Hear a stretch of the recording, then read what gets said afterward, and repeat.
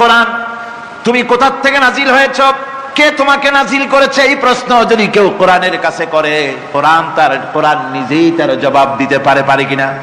কোরআন নিজেই বলে তানজিলাম মিম্মান খালাকাল আরদা ওয়াস সামাওয়াতিল উলা।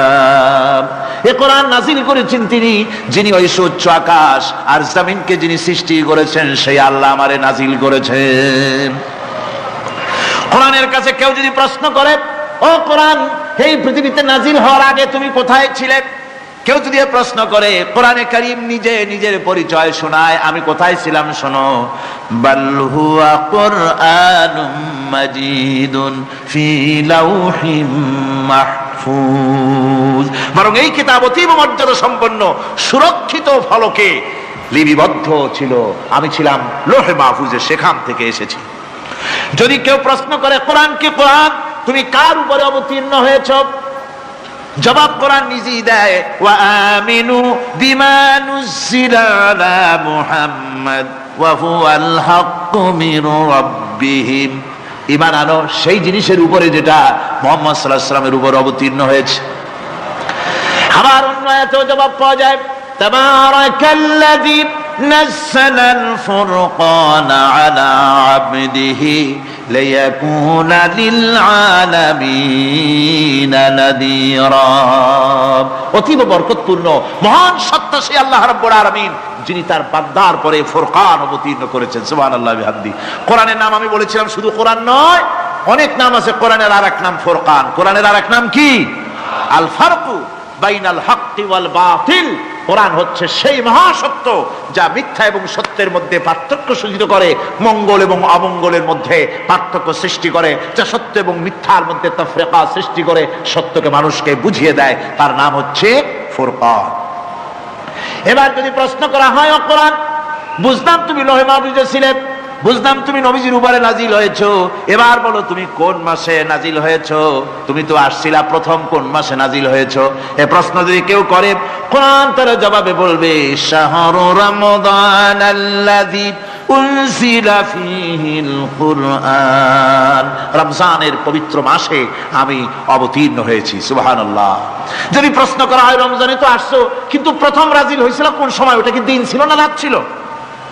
কোরআন তার জবাবে বলে, ইন্না আনজালনাহু ফি লাইলাতিল কদর। কদরের পবিত্র রাতে আমি এই পৃথিবীতে আমার আগমন ঘটেছিল। যদি প্রশ্ন করা হয়, বুঝলাম সবই, কেন নাজিল হয়েছে তুমি? এই পৃথিবীতে তোমার আসার উদ্দেশ্য কি, মূল কাজটা কি?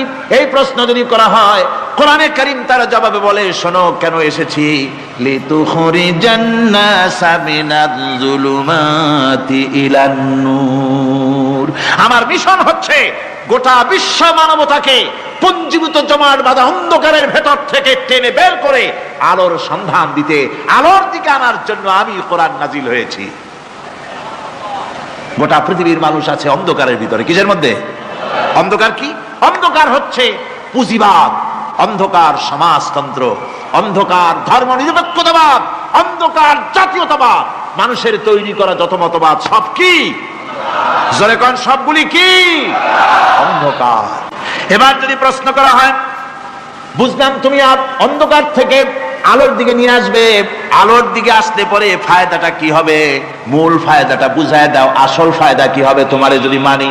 কোরআন তার জবাব দেয়, নিজের পরিচয় নিজে তুলে ধরে, ফামান তাবিআ হুদায়া ফালা খাউফুন আলাইহিম ওয়ালা হুম ইয়াহজানুন। এই কোরআনকে যদি মেনে চলো, এই কোরআনের আইন যদি মানো, সমাজে মানো, ব্যক্তিতে মানো, পরিবারে মানে, রাষ্ট্রে মানো, জীবনের সব ক্ষেত্রে সমস্ত জায়গায় যদি এই কোরআনকে মেনে চলো, ফালা খাউফুন আলাইহিম, তাহলে তোমাদের কোনো ভয় থাকবে না, ওয়ালা হুম ইয়াহজানুন, কোনো চিন্তাও থাকবে না। কিসের ভয় থাকবে না? কোরআনের আইন মেনে যদি চলো সমাজে ও রাষ্ট্রে, চুরির ভয়, ডাকাতির ভয়, জিনার ভয়, হত্যার ভয়, সন্ত্রাসের ভয়, কোনো ভয় থাকবে না। ওয়ালা হুম ইয়াহজানুন, চিন্তাও থাকবে না। খাওয়া পড়া, শিক্ষা, চিকিৎসা, বাসস্থান, এগুলির কোনো চিন্তা থাকবে না। কোরআনের সমাজে সব কিছুর গ্যারান্টি দেওয়া হবে, সবগুলি পেয়ে যাবে। এখন যদি আবার প্রশ্ন করা হয়, কোরআন বুঝলাম তোমারে মানলে পরে সব ফায়দা হবে, তাহলে এবার জবাব দাও, তোমার ভিতরে কি রাজনীতি আছে নাকি? আমি তো মানুষ, আমার রাজনীতি করা লাগে। Man is social animal. আমরা তো জঙ্গলের পশু নই, আমরা তো মানুষ। আমাদের সমাজ আছে, আমাদের পৌর নির্বাচন আছে, আমাদের জাতীয় নির্বাচন আছে, আমাদের কলকারখানা আছে, জমিন আছে, আমাদের রাজনীতি, অর্থনীতি, সমাজনীতি আছে, পারিবারিক নীতি আছে, অনেক নিয়ম মালা আছে, নিয়ম নীতি আছে। তোমারে মানলে তোমার ভিতরে কি ওগুলো আছে নাকি, সে কথা বলো। কোরআন তার জবাবে বলে, وَنَزَّلْنَا عَلَيْكَ الْكِتَابَ تِبْيَانًا لِكُلِّ شَيْءٍ وَهُدًى وَرَحْمَةً وَبُشْرَى لِلْمُسْلِمِينَ। কোরআন জবাবে বলে, শুনে রাখো, শুধু অর্থনীতি সমাজনীতি নয়, শুধু রাজনীতি আর শিক্ষানীতি যুদ্ধনীতি নয়, তোমার জীবনে যা কিছু দরকার, ইহকালে যা কিছু দরকার, পরকালে সব কথাগুলি আল্লাহ রব্বুল আলামিন আমি কোরআনের সিনার ভিতরে খুলে খুলে বর্ণনা করে দিয়েছেন। সব কথা এ কোরআনে কারীমের ভিতরে রয়েছে। তোমার এমন কোন জিনিস নাই যা তুমি কোরআনে কারীমের মধ্যে পাবে না। তোমার সমস্ত প্রয়োজন আমার বুকের মধ্যে আল্লাহ দিয়ে দিয়েছেন। বিজ্ঞান আছে, দর্শন আছে, ইতিহাস আছে, সব আছে এর মধ্যে। তবে কোরআনের মধ্যে বিজ্ঞান আছে বলে আমি এটাকে বিজ্ঞানের কিতাব বলবো না, দর্শন আছে বলে দর্শনের কিতাব আমি বলবো না, রাজনীতি আছে বলে কোরআনকে আমি রাজনীতির কোন কিতাব বলবো না। কোরআন তাহলে কি?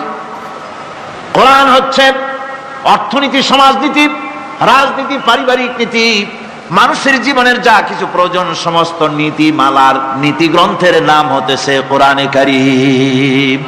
সমস্ত নীতিমালার নীতি গ্রন্থ কোরআন। এখানে রয়েছে সব কিছুর উৎস, যেটা গ্রহণ করলে পরে মানুষ আরামে থাকতে পারবে। অমুসলিম নাগরিক বৃন্দ তাদের নাগরিক মর্যাদা পাবে।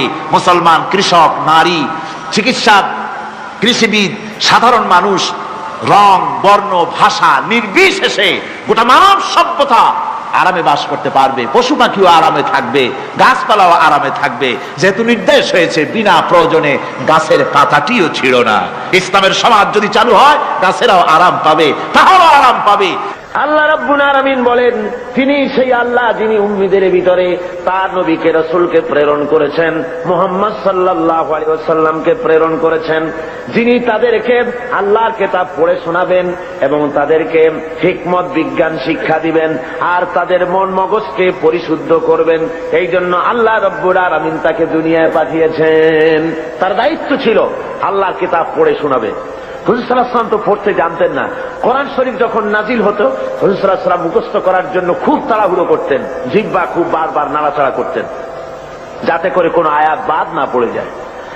আল্লাহ রাব্বুল আলামিন হুজুরের এই তাকলিফ দেখে আল্লাহ ঘোষণা করলেন, লা তুহাররিক বিহি লিসানাকা লিতাআজালা বিহি।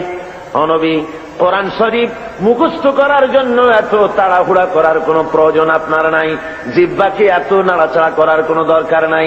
জিবরাইল যখন আপনার প্রতি কোরআন অবতীর্ণ করেন, আপনি আমার জিবরাইলের সাথে একবার মাত্র পড়ে নেবেন, আপনার সিনার ভিতরে গোটা কোরআন শরীফ মুখস্থ করায় দেওয়ার মালিক আমি আল্লাহ। আমি মুখস্থ করায় দেব। শুধু মুখস্থই করাবো না, আমি আপনাকে পড়ার ক্ষমতা দিয়ে দেব। আপনি তেলাওয়াত করতে পারবেন, আপনি তেলাওয়াত করে মানুষকে বুঝাতে পারবেন, সে ক্ষমতাও আমি আপনাকে দান করে দিব। এ হলো এক জায়গা। 2 নম্বরে আর এক জায়গায় আল্লাহ রসুলকে বলছেন, মুনাফিক এবং দুর্বল চিত্ত